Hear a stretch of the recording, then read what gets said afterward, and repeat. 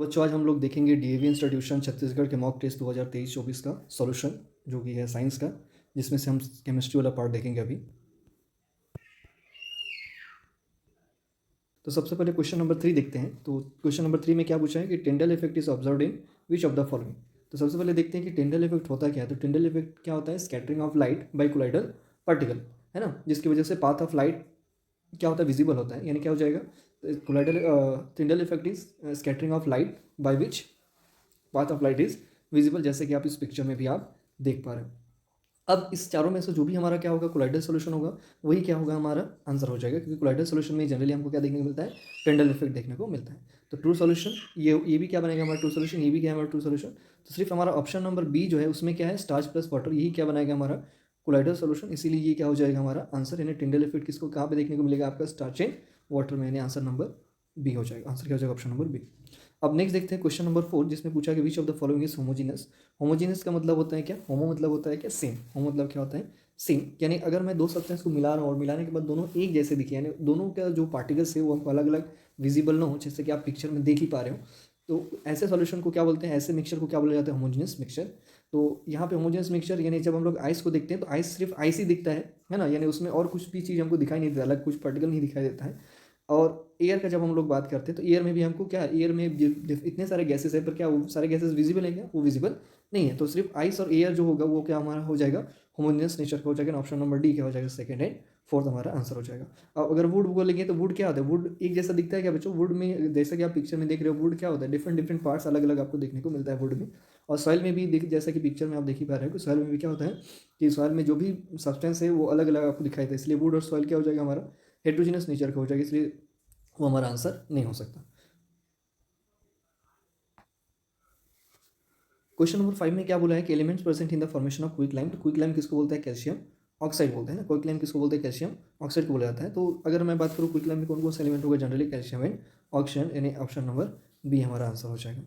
उसके बाद है क्वेश्चन नंबर 6 में क्या पूछा है कि which of the following is polyatomic element. तो पॉलीएटॉमिक, पॉली का मतलब होता है क्या हमारा मेनी, और एटॉमिक का मतलब क्या होता है एटम्स, यानी ऐसा एलिमेंट जिसमें क्या होगा, बहुत सारे एटम्स होंगे।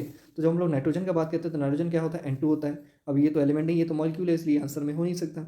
ऑप्शन किस फॉर्म में दिखता है आपको, O2 के फॉर्म में दिखता है। तो यहाँ पे सिर्फ ऑप्शन नंबर बी ही जो है, जिसमें क्या है सल्फर है, जो किसके फॉर्म में मिलता है आपको, एसिड के फॉर्म में देखने को मिलता है। तो यानी एसिड जो है वो क्या हो जाएगा हमारा पॉलीएटॉमिक एलिमेंट। एक तरह से क्या बोल सकते हो, हमारे VIMP एक टॉपिक है। और दूसरा एक पॉलीएटॉमिक एलिमेंट जो कि क्या है हमारा फास्फोरस, जो कि क्या होता है P4। तो फास्फोरस हमारा क्या होता है टेट्राएटॉमिक, सल्फर क्या होता है हमारा ऑक्टा एटॉमिक।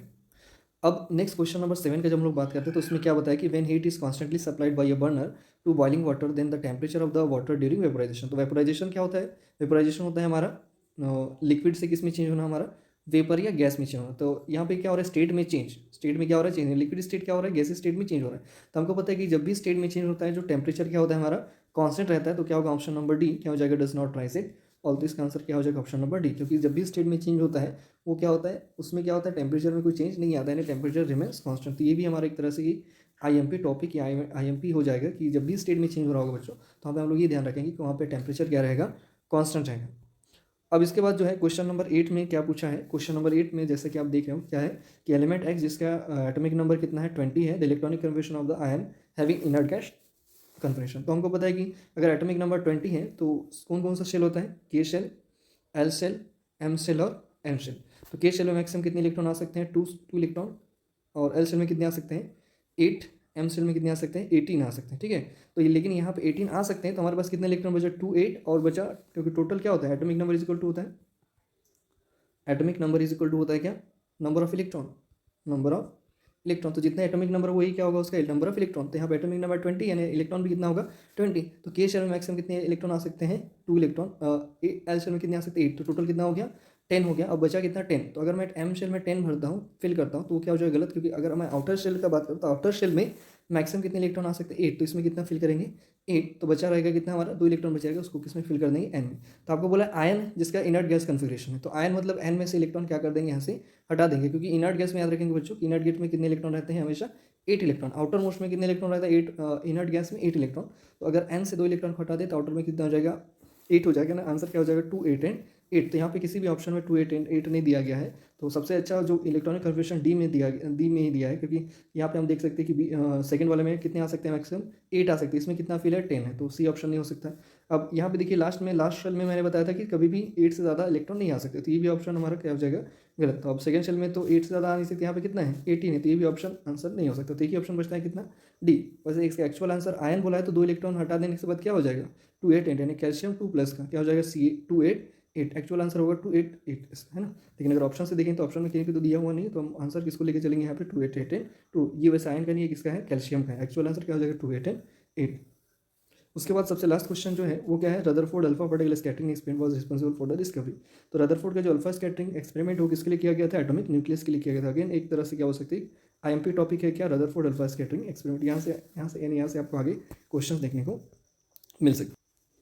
यहाँ पे हम लोग लास्ट देखेंगे एसेशन रीजन क्वेश्चन, जो कि क्या बोला है, naphthalene, camphor, iodine, ammonium chloride are some of common example of the substance which undergoes sublimation. तो एसेशन क्या है हमारा, क्या बोल सकते हैं, ये क्या हमारा ट्रू है, यानी एसेशन जो है वो क्या है, ट्रू है, क्योंकि ये चारों जो है ये सब्लिमेशन होता है। इन चारों में क्या होता है, सब्लिमेशन होता है। सब्लिमेशन का मतलब क्या होता है, जहाँ पे सॉलिड जो है डायरेक्टली किस में चेंज होता है, हमारा गैस में चेंज होता है, उसको क्या बोला जाता है, सब्लिमेशन बोला जाता है ना। तो ये चारों एग्जाम्पल किसका हो जाएगा, सब्लिमेशन का, क्योंकि चारों के चारों किस में चेंज होता है, सॉलिड से डायरेक्टली किस में चेंज होता है, हमारा गैस में चेंज होता है। यानी लिक्विड स्टेट में चेंज हुए बिना किस में चेंज होता है, गैस में। तो अगर कोई भी सब्सटेंस सॉलिड से डायरेक्टली गैस में चेंज हो रहा है, लिक्विड स्टेट में चेंज हुए बिना, तो उसको क्या बोला जाता है, सब्लिमेशन। तो इस प्रोसेस को क्या बोला जाता है, सब्लिमेशन। तो अब यहाँ पे सेकंड रीजन में क्या लिखा हुआ है कि all solids are first converted into liquids. तो यहाँ पे क्या बोला, ये जो सेंटेंस है रीजन क्या है, गलत है, क्योंकि हमने अभी देखा कि सब्लिमेशन मतलब क्या होता है, सॉलिड डायरेक्टली किस में चेंज होना, गैस में, है ना। तो ये चारों जो है डायरेक्टली सॉलिड से किस में चेंज होता है, गैस में चेंज होते हैं। इसलिए असर्शन ट्रू है, बट रीजन क्या हो जाएगा, फॉल्स, यानी ऑप्शन नंबर सी हो जाएगा। Assertion is true but reason is false, क्योंकि कुछ सब्सटेंस ऐसे होते हैं जो डायरेक्टली सॉलिड से किस में चेंज होता है, गैस में चेंज होता है। अगेन ये एक तरह से हमारा आईएमपी टॉपिक है, इंपॉर्टेंट टॉपिक है। Thank you.